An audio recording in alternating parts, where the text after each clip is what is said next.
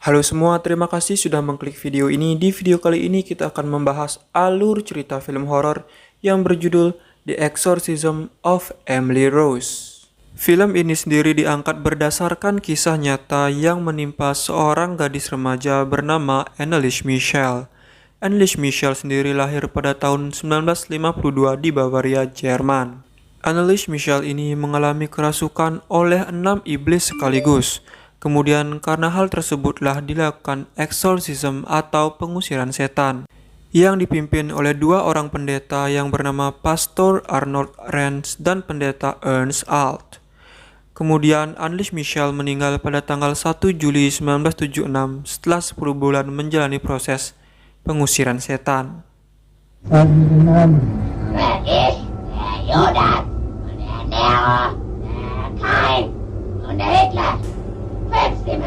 Das ist der 6. Oh, den haben wir gelogen. Den habt ihr zugelogen. Warum bist du überhaupt zugelogen? Ich hab recht dazu, dass ich in dem Wald drin bin. Ich sag dir die Rotznasen noch so lang, bis es lebt wird. So blöde Wein. Für uns geht's kein zurück. Nee! In alle Ewigkeit! Berdasarkan catatan-catatan dan rekaman-rekaman yang ada saat proses pengusiran setan tersebutlah kemudian diangkat menjadi sebuah film horor yang berjudul The Exorcism of Emily Rose. Bagaimana alur cerita dari film ini? Inilah kisahnya.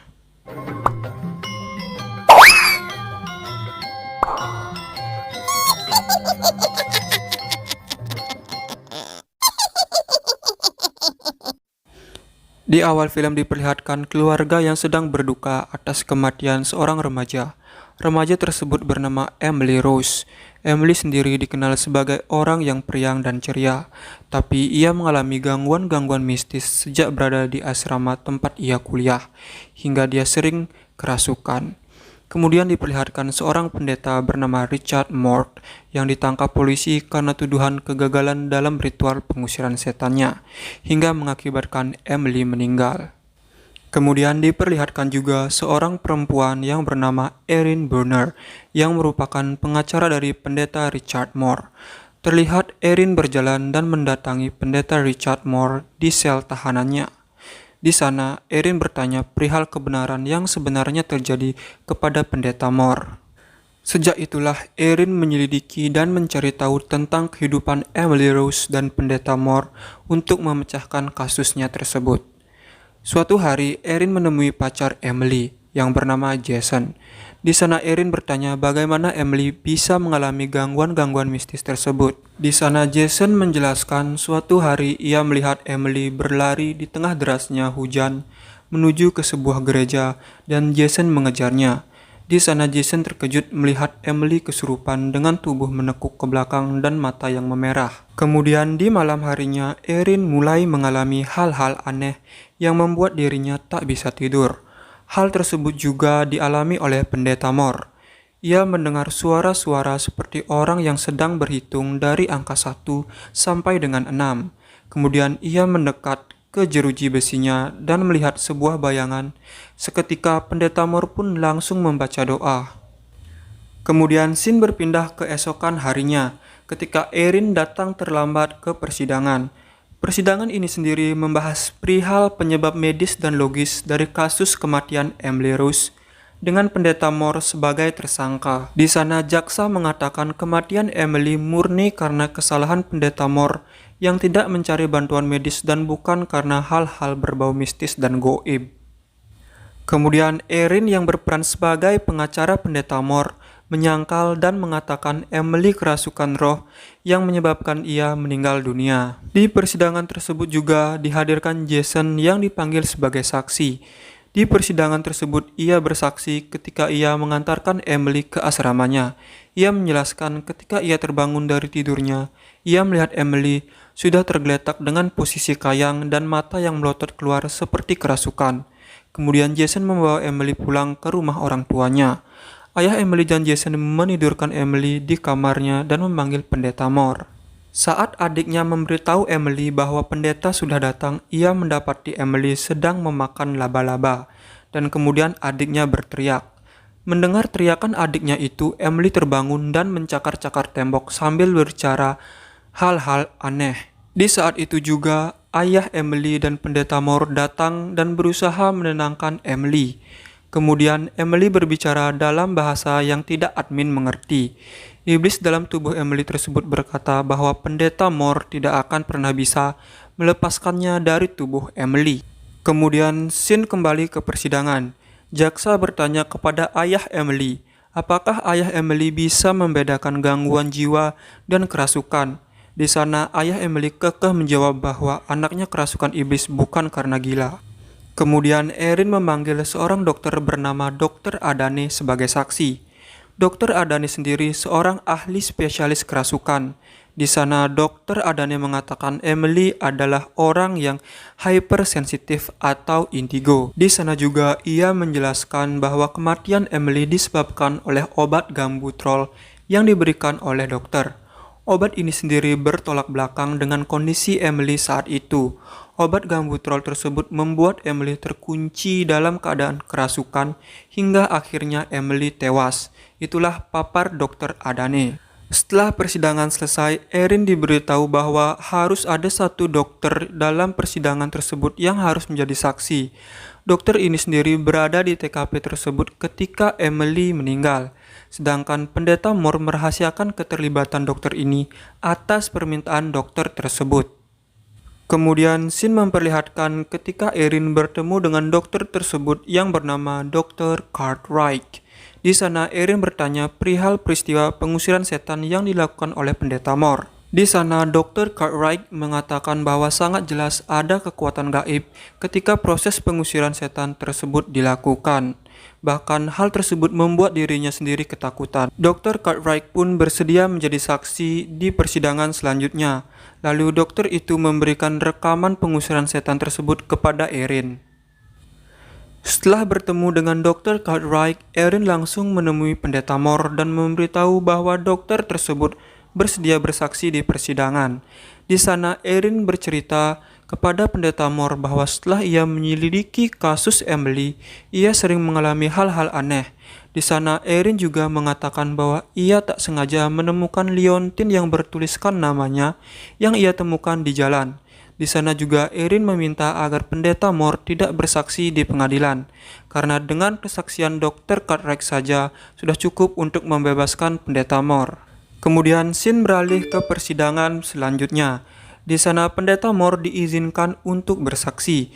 Dalam kesaksiannya itu, ia menceritakan pengalamannya setelah ia mempelajari ritual Romawi. Pada malam hari, ia terbangun dari tidurnya karena mencium bau sesuatu yang terbakar, dan Pendeta Moore sadar bahwa bau itu adalah bau yang sama seperti bau yang Emily cium saat pertama kali mengalami gangguan. Kemudian, ia berjalan mencari tahu dari mana bau itu berasal. Ketika ia sampai ke dalam gereja, ia melihat lukisan-lukisan di sana mengeluarkan darah. Dengan perasaan takut, ia kemudian berlari keluar dari gereja. Kemudian Pendeta Moore melihat sosok hitam berdiri di balik jendela gereja. Di persidangan tersebut juga Pendeta Moore mengatakan proses pengusiran setan Emily dilakukan secara terekam, dan Erin membawa rekaman tersebut untuk dijadikan bukti. Kemudian diputarlah rekaman tersebut di persidangan. Di sana terdengar ketika proses pengusiran setan akan segera dimulai, agar semua keluarga ikut berdoa dan jangan bertanya dan mendengarkan apapun yang dikatakan Emily karena mereka tidak sedang berbicara dengan Emily melainkan sosok iblis yang ada di dalam tubuh Emily. Kemudian Emily diikat dan Pendeta Moore mulai membaca doa-doa.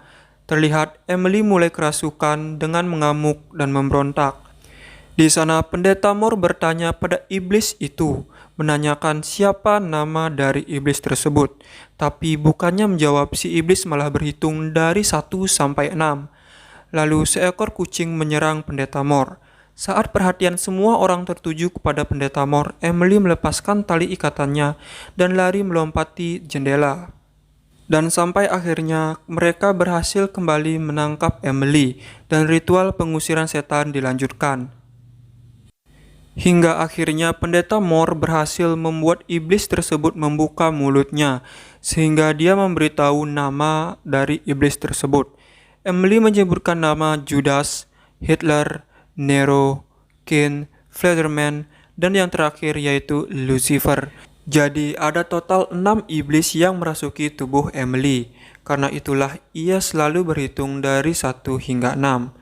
Iblis-iblis itu membuat kuda yang ada di sana menyerang ayah Emily. Hal itulah membuat ritual pengusiran setan harus dihentikan. Kemudian scene berpindah kembali ke persidangan. Di sana jaksa menolak bukti dari rekaman tersebut dengan mengatakan bahwa Emily bisa saja membuat-buat ucapannya dalam bahasa-bahasa yang ia pelajari. Di sana jaksa berhasil memojokkan Pendeta Moore tentang ritual pengusiran setannya. Hingga tibalah saatnya Dr. Cartwright untuk bersaksi, tetapi dokter tersebut tampak tak datang ke persidangan. Dan untungnya hakim bersedia menunda persidangan dan memberi Erin waktu untuk mencari dokter tersebut. Singkat cerita, Erin pun berhasil menemui Dr. Cartwright dan bertanya mengapa ia tak datang ke persidangan. Di sana Dr. Cartwright ketakutan dan merubah pikirannya untuk bersaksi di persidangan. Ketika sedang berbincang-bincang, tiba-tiba sebuah mobil datang dan menabrak Dr. Cartwright dari belakang hingga tewas. Kemudian Erin dimarahi oleh atasannya karena mengizinkan Pendeta Moore bersaksi di persidangan. Hingga kabar Pendeta Moore bersaksi di pengadilan menjadi headline di surat kabar dan membuat marah Uskup Agung. Atasan Erin juga mengancam akan memecat Erin jika membiarkan Pendeta Moore kembali bersaksi di persidangan. Kemudian Erin memberitahu Pendeta Moore perihal kematian Dr. Cartwright dan ia juga memberitahu bahwa mereka telah kalah tanpa kesaksiannya. Tetapi Pendeta Moore ingin bersaksi di pengadilan lagi dan meluruskan kasus Emily. Kemudian Pendeta Moore memberikan sebuah surat kepada Erin untuk dibaca. Singkat cerita, persidangan pun dimulai dan Pendeta Moore kembali bersaksi dan membuat atasan Erin sangat marah dan pergi meninggalkan ruang persidangan.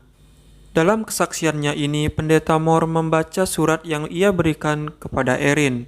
Surat itu berisi pengalaman Emily yang ketemu dengan Maria.